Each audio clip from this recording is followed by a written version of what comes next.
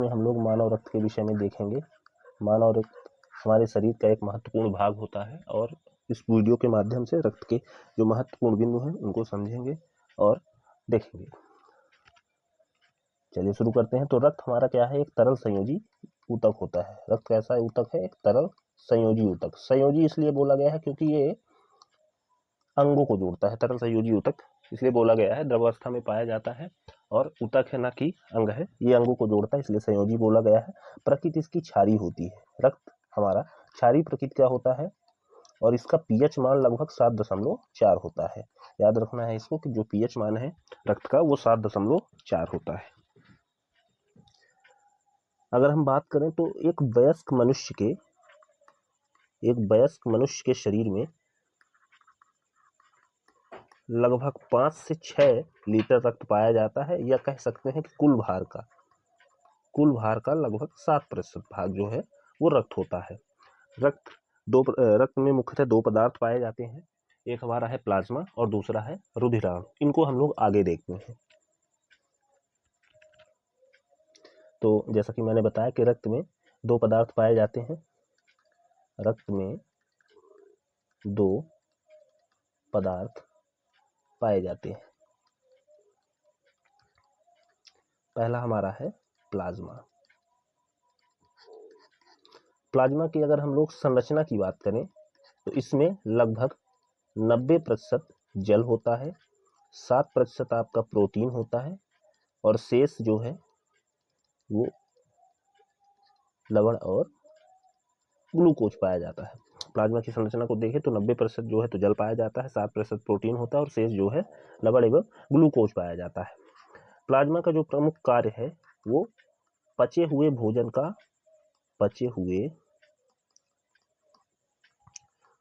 भोजन का संवहन करना प्लाज्मा का प्रमुख काम है। जो प्रोटीन है तो इसमें पाया जाता है,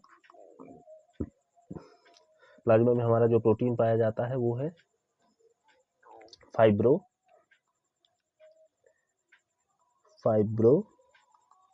फाइब्रोनिजन।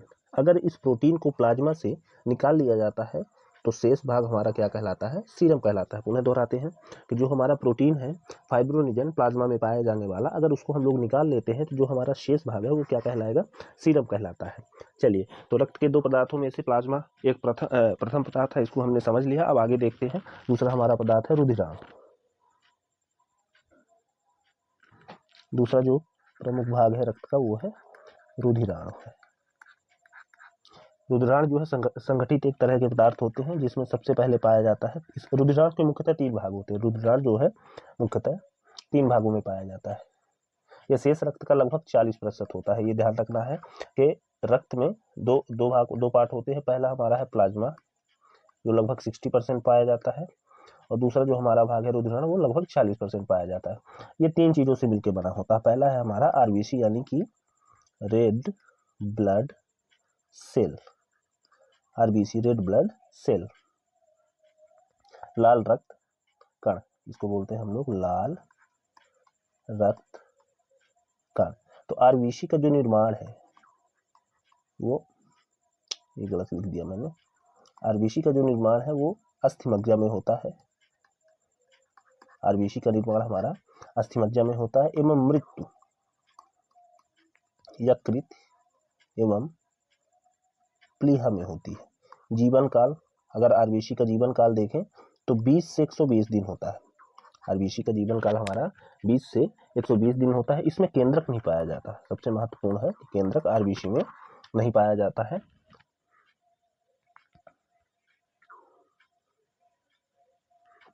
आरबीसी का प्रमुख काम देखें। प्रमुख कार्य क्या है आरबीसी का? ये ऑक्सीजन एवं कार्बन डाइऑक्साइड का संवहन करना। ठीक है। हीमोग्लोबिन के कारण इसका रंग क्या होता है? हीमोग्लोबिन के कारण इसका रंग क्या होता है? लाल होता है। अगर आपसे पूछे कि आरबीसी का रंग लाल क्यों होता है तो लाल होता है क्योंकि उसमें हीमोग्लोबिन पाया जाता है। तो रुधिराणु लगभग रक्त में 40% भाग पर पाया जाता है। इसके 3 भाग होते हैं। पहला है आरबीसी रेड ब्लड सेल्स लाल रक्त कण, इसका निर्माण जो है हमारा अस्थिमज्जा में होता है। मृत्यु यकृत एवं प्लीहा में हो जाती है। जीवन काल अगर देखें इसका तो 20 से 120 दिन होता है। इसका कार्य जो है तो ऑक्सीजन एवं कार्बन डाइऑक्साइड का संवहन करना, और इसका जो रंग लाल है वो हीमोग्लोबिन के कारण होता है। चलिए अब इसका दूसरा भाग है WBC, उसको समझते हैं। रुधिराणु का ही दूसरा भाग है हमारा WBC, यानी कि व्हाइट ब्लड सेल, सफेद रक्त कण, ये हमारा WBC। इसको समझते हैं। तो इसका जो निर्माण है, इसका निर्माण भी अस्थिमज्जा में होता है। WBC का निर्माण भी अस्थिमज्जा में होता है। मृत्यु इसकी रक्त में ही हो जाती है। ये ध्यान देने योग्य बात है कि WBC की जो मृत्यु है वो रक्त में ही हो जाती है। और अगर जीवन काल की बात करें, जीवन काल की बात करें तो 2 से 4 दिन, 2 से 4 दिन जो है इनका जीवन काल होता है। प्रमुख कार्य अगर देखें तो WBC का प्रमुख कार्य है कि हमारे शरीर को रोगों के संक्रमण से बचाना। ये महत्वपूर्ण है हमारे शरीर में कि जो प्रमुख कार्य है WBC का वो है शरीर को रोगों के संक्रमण से बचाना।